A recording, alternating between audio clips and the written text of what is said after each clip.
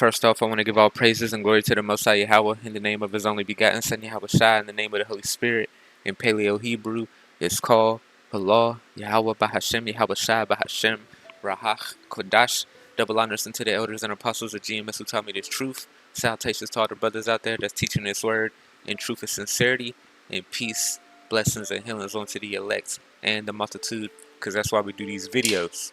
And today I want to talk about this because, you know, these people are capping, man. They lying. It says mysterious objects are shot down. The U.S. has just set up a new task force on UFOs, and I thought that was supposed to be the Space Force that Trump set up. You know what I'm saying? But, you know, we all know it's cap, and we all know that's in the know, that have faith. We know that these people are going to try to fight the Lord when he comes back, okay? And the chariots, they're all over the sky. You know, some people call them UFOs, UAPs, or whatever. You know, they ain't shooting them down, point blank, period. They can't. It's impossible. You know, they got to put this out here so they can deceive people and get people on their side, because they're going to be taken out of power because of all the wickedness they've been doing by YAHAWASHI. You know, so they got to lie, set up psyops. You know, there's mad chariots in the sky. So when you see something now, people going to be like it's a spy balloon. You know, all this stuff is just trickery, man. I got another thing right here. Canada. The U.S. shot down a UFO over Yukon. I got a video from a brother right here, so I'm going to play it. From GMS Vegas sit-downs. Man, go subscribe to that, brother. But here go the video. I'm going to play some of it. 2 Thessalonians 2:9, even him whose coming is after the working of Satan with all power and signs and lying wonders. And this is what they were set up to do, lie, man. Okay, with all power and signs and lying wonders, shooting down spy balloons and then coming out and saying we shooting down other mysterious objects, which is cat. It's all lies, man. Distractions from the Epstein Island list, distractions from what's happening in Ohio, all the train derailments that happened in South Carolina, Texas. I even heard that it was a train derailment in November 2022 in New Orleans. Okay, so all this stuff has been happening, man. Now they're coming out with the distractions. You know, but there is going to be a war for the earth. Don't get it twisted.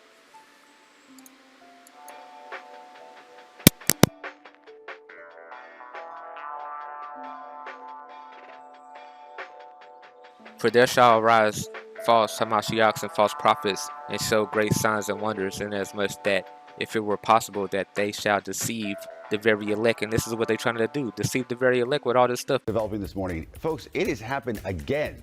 The U.S. military is shooting down another high-flying object. This time it happened Sunday over Lake Huron. It's a Great Lake between Canada and Michigan. Wake Up Show's Bree Jackson now in Washington with what the Pentagon has said so far. Ben, the Pentagon is declining to describe these recent objects as balloons, but this is the fourth takedown in just 8 days, and lawmakers on Capitol Hill say they're being left in the dark about the situation. The U.S. military shooting down. So you see that jet, man? That ain't fucking with no chariot, man.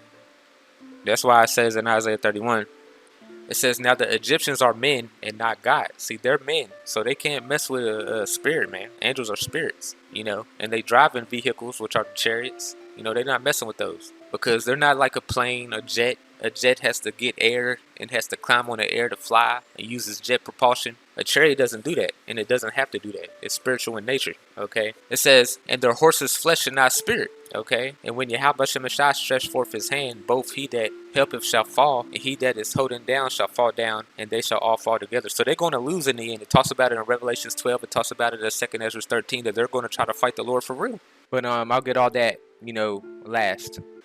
Down a fourth unidentified high-altitude object Sunday, this time over Lake Huron. What's gone on the last, 2 weeks or so, 10 days, has been nothing short of craziness. And the military needs to have a plan to not only determine what's out there, but determine the dangers that go with it. President Biden ordering the takedown after military officials raised concerns about the object's path and altitude, saying it was a safety flight hazard and a threat due to its potential surveillance capabilities. This marks the third object blasted out of the sky in just 3 days.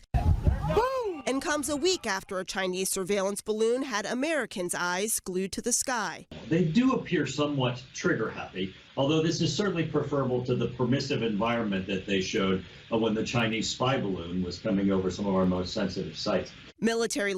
This is all cap. The chariots of Israel are too advanced, and they are, man. You cannot fuck with these things because when they fly, when the angels fly, man, they don't need a propulsion system, okay? They can go left, right, up, down, doesn't matter, okay? It's even in the scriptures, okay? This is Ezekiel 10 and 9. And when I looked, and behold, 4 wheels by the cherubims, 1 wheel by 1 cherubim, and another wheel by another cherub, and the appearance of the wheels was as the color of beryl stone. And as for the appearances, they had 4 one likenesses, as if a wheel had been in the midst of a wheel. Because when you see the chariots, like they always say, look like a saucer, man. It looks like a wheel. And when they went upon the 4 sides. They turned not where they went. So, you know, you go back to this video, you know, you look at a jet, it has to turn where it goes. Because, okay, you see this stuff? This shit is it's not spirit, but a chariot can go left, right, up, down, doesn't matter. But the place where the head looked and they followed it, so they don't got no propulsion system. They turned out as they went, okay? Point blank period. Chariots are unstoppable, man. YAHAWAH BaHaShem, YAHAWASHI's Air Force. Going back to this video, let's go right here. That's correct, Chris. In 2004, I was the Chief Master at Arms on board the USS Princeton, and the technology that we witnessed with the Tic Tac was something that we would not have been able to defend our forces against at the time. Help me understand that. As the uninitiated, what does that mean to us? Well, sir, that means that what we saw in the Tic Tac and what Mr. Luis Elizondo describes as the 5 observables indicate a technology that outstrips our arsenal by at least 100 to 1,000 years at the moment. 100 to 1,000 years. 100 to 1,000 years. Yeah, right, motherfucker. 1 trillion years to 1, nigga. Yep. You ain't stopping the Lord, my boy. So, meaning, like, what kind of technology was at play that you were able to identify it but know that you can't match it? Well, first of all, the aircraft had 0 control surfaces. It had no means of propulsion that we could detect. It moved at hypersonic velocities, and it preceded the pilots to their cap point. So it seemed to have some knowledge of where the pilots were headed ahead of time. So the same thing he said, it says in Ezekiel 10. They turned out where they went. They went where they wanted. Okay, where they wanted to go. Okay, they don't need to be catching the air to fly and all that. No, they go above the laws of physics. And we don't possess those abilities to do that in our arsenal at the moment. So I hesitate to speculate on the source, but I can tell you that I don't believe that this is within our arsenal of any human technology at the moment. So when you say that, it almost guarantees that not just your good looks, but that statement will get this picked up and sent all over the internet, because there'll be a legit military person saying that maybe this is from outer space. These some good scriptures, 1 Corinthians 15 and 40. There are also celestial bodies and bodies terrestrial, but the glory of the celestial is one, and the glory of the terrestrial is another. Same thing it says in Isaiah 31. Basically the same thing. The Egyptians are men and not God. Their horses flesh and not spirit, man. And there's an example of this video. I don't want to play all of this video because it's 12 minutes, but, you know, we're going to see that in real time. So this is in Afghanistan. You know, these 4 chariots was dropping some molten metal down there, doing something, because angels always got something to do. They always taking orders from YAHAWAH BaHaShem. You know, the U.S. military seen this and they try to shoot a Tomahawk missile at it. Now, watch what happens. However, now the military is seeing these things floating in the sky, so they call in an A-10 Warthog, who comes in and fires a Sidewinder missile at it. Now watch what happens.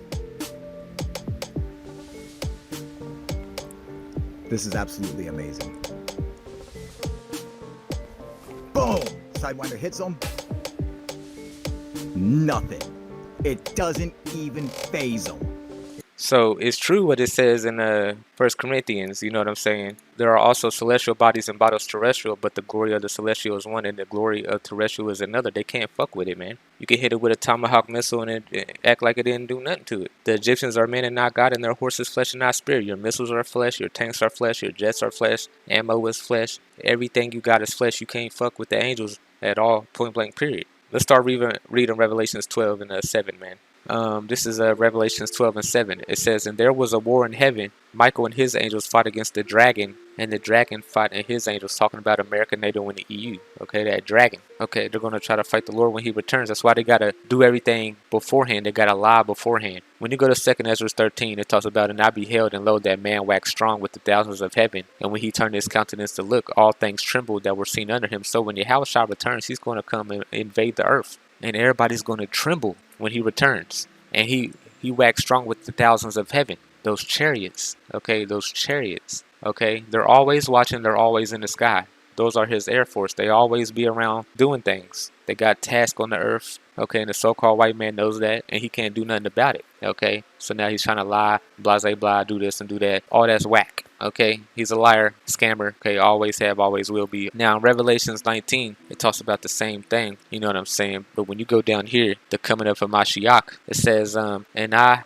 saw heaven open, and behold a white horse, and he that sat upon him was called Faithful and True, and in righteousness he do judge and make war. See, people think when who y'all call Jesus, which is YAHAWASHI, that's his real name, when he comes back, y'all think he gonna play patty cake. No, he's coming to take y'all out of power violently. Okay, it ain't gonna be nothing nice about it, because y'all fucked up the earth. When you go to Zechariah 5, it talks about, then I turned and lifted up my eyes and looked, there behold a flying road. It talks about a chariot. Then he said on me, this is the curse that goeth forth over the face of the whole earth. So when they return, it's a curse on the earth, man, because everybody's going to tremble. Everybody's going to be scared. Everybody's going to be astonished. For everyone that stealeth shall be cut off. Everyone that stealeth, and they stole the people of God, man. As on the side, according to it, the Blacks, Latinos, and Native Americans. Okay, look what they did to them. Just imagine those are God's chosen, and just think how mad YAHAWASHI is and how mad his father is, Yahweh. So you got to think why he going to get so violent in the end. Put two and two together. And everyone that sweareth shall be cut off as that side according to it. And I will bring forth, saith Yahweh Shemeshah host. It shall enter into the house of the thief. So they're going to enter into the house of the thief. Who's the house of the thief? Esau, Edom, the so-called white man, and the Jewish people.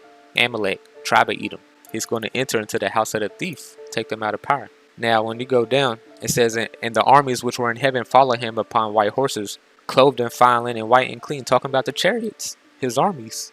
A war in heaven, Michael and his angels, as it says in Revelations 12. Okay, so there's a whole thing to it. Behold, and lo, that man waxed strong with the thousands of heaven, and when he turned his countenance to look, all things trembled that were seen under him. And whosoever the voice went out of his mouth, they burned that heard his voice, like all the earth falleth when it filleth the fire. And after this I beheld, and lo, there was gathered together a multitude of men, out of number, from the four winds of heaven, to subdue the man that came out of the sea. This is talking about the dragon in Revelations 12. Okay, America, NATO, and the EU, when YAHAWASHI returns, the whole world is going to come together, okay, and they're going to try to fight the Lord, okay, but it talks about them losing. It says, but I beheld, and lo, he had graven himself a great mountain, and flew upon it a chariot, but it's going to be big, like an Independence Day. And I would have seen the region or place wherein the hill was graven, and I could not. So he looked up in the air, looked left and right, he couldn't see the ends of YAHAWASHI's ship, man. They're going to try to fight that, man, because it's going to be their last chance. After they fall, they're never going to get in power again. So they're going to go out with a bang, man. And after this I beheld, and lo, all they were gathered together to subdue him were so afraid, yet does fight. Just like Pharaoh. His heart got hardened, and then he went out to the children of Israel and got fucked up, got drowned. Same thing that's going to happen to the new pharaohs, which is the so-called white man and the Jewish people. Okay, they're going to lose all control over the earth. Then YAHAWASHI is going to come, and their last resort is going to be to fight. And then they're going to get defeated.